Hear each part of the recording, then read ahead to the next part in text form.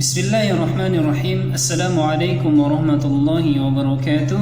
Alhamdulillahi rabbil alamin. Wassalatu wassalamu ala asrafil anbiya'i wal mursalin wa ala alihi wa ashabihi wa man tabi'ahum bi ihsanin ila yaumiddin, amma ba'du.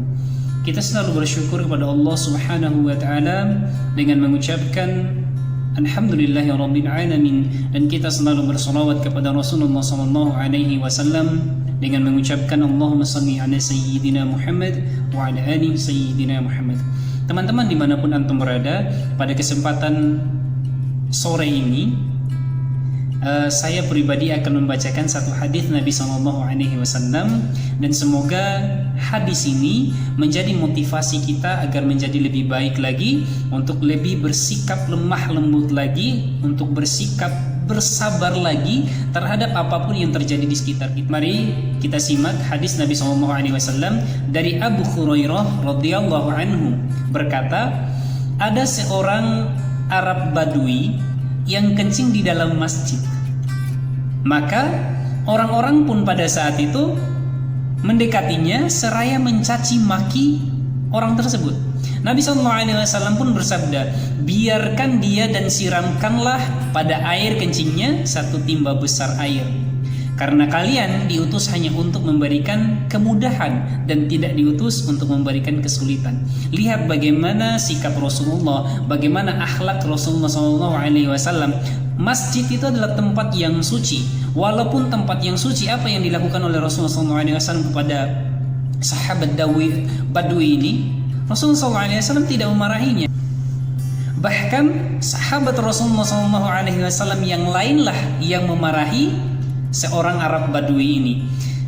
Seorang Arab Badui ini melakukan, mungkin kalau kita lihat itu melakukan sesuatu hal yang tidak baik, yaitu kencing di dalam masjid. Kalau seandainya kita lihat sekarang, kalau seandainya ada orang yang kencing di dalam masjid, bagaimana sikap kita? Itulah yang dilakukan oleh para sahabat dulu. Ya, mereka otomatis marah. Sahabat-sahabat Nabi SAW marah, tapi sikap Rasulullah SAW itu tidak marah. Bahkan Rasulullah SAW mengatakan kepada para sahabatnya, biarkan dia dan siramkanlah air pada kencingnya satu timba air besar. Malahan Rasulullah SAW menyuruh kepada sahabat untuk mengambil air dan menyiram tempat kencingnya tersebut.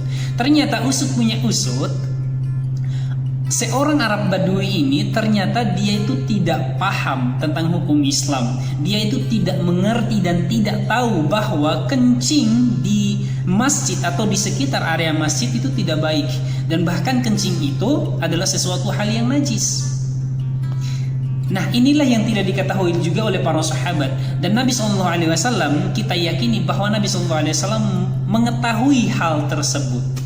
Bahkan dalam riwayat Ibnu Majah disebutkan, maka ketika orang Arab Badui itu telah memahami tidak boleh kencing di dalam masjid, ia pun berjalan mendekatiku dan berkata, demi bapak dan ibuku sebagai tebusannya, ia Muhammad tidak mencaci dan tidak mencela. Beliau Rasulullah SAW lalu bersabda, masjid ini tidak untuk dikencingi, namun ia dibangun untuk berzikir kepada Allah dan melaksanakan salat. Bagaimana? Lihat teman-teman, bagaimana Rasulullah SAW dengan lembutnya, sikap sabarnya, bukan mencaci maki, bukan mencela. Bahkan Rasulullah SAW, walaupun itu masjid, tempat yang mulia dan tempat yang suci, Nabi SAW tidak marah, tapi malah Rasulullah SAW mendatanginya dan menjelaskan bahwa masjid itu untuk berzikir kepada Allah Subhanahu wa taala dan melaksanakan sholat. Inilah contoh akhlak mulia yang dilakukan oleh Rasulullah SAW. Kita selalu ingin dalam diri kita ketika nanti di yaumil akhir kita diselamatkan, dan kita menginginkan syafaat dari Rasulullah SAW. Syafaat itu penolong. Rasulullah SAW, kita menginginkan Rasulullah SAW menolong kita di yaumil akhir. Inilah akhlak Rasulullah kepada siapapun. Maka kita perlu mencontoh akhlak Rasulullah SAW ini, sikap Rasulullah SAW ini, sikap Rasulullah SAW ini, sikap sabarnya beliau.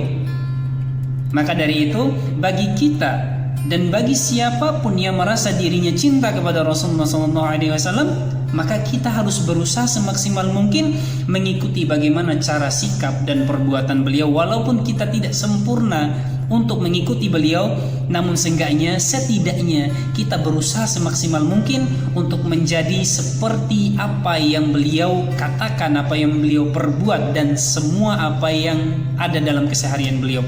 Semoga kita termasuk hamba-hamba Allah Subhanahu wa taala yang nanti ketika di yaumil akhir diselamatkan oleh Rasulullah SAW. Dan yakinlah teman-teman, ketika kita selalu mengikuti sunnahnya Rasulullah SAW, cara sikapnya, perbuatannya, tingkah lakunya, ucapannya, dan sebagainya, apa yang ada dalam Rasulullah SAW, yakinlah teman-teman, kita akan bertemu dengan Rasulullah SAW nanti di yaumil akhir. Apalagi kita sampai bersolawat kepada Rasulullah SAW. Nah, inilah pelajaran untuk hari ini yang dapat bisa kita ambil. Saya ambil pelajaran ini atau hadis ini dalam kitab Riyadhus Shalihin karya Imam An-Nawawi. Bagi teman-teman yang ingin beli bukunya, silakan beli bukunya. Semoga itu bermanfaat buat antum dan buat kita semua. Dan pelajaran untuk hari ini, semoga apa yang kami sampaikan bermanfaat untuk antum dan khususnya untuk kami pribadi, agar lebih sabar, lebih ikhlas lagi, dan lebih mudah untuk berpositif thinking dulu ketika ada sesuatu masalah. Maka ketika kita sudah positif thinking, maka yang kita lakukan adalah mencoba untuk menjelaskan yang terbaik ketika seseorang itu mungkin tidak paham tentang apa yang kita ketahui. Mungkin itu teman-teman, mudah-mudahan pertemuan kali ini ada manfaatnya. Saya tutup, billahi fi sabilil haq fastabiqul khairat. Assalamualaikum warahmatullahi wabarakatuh.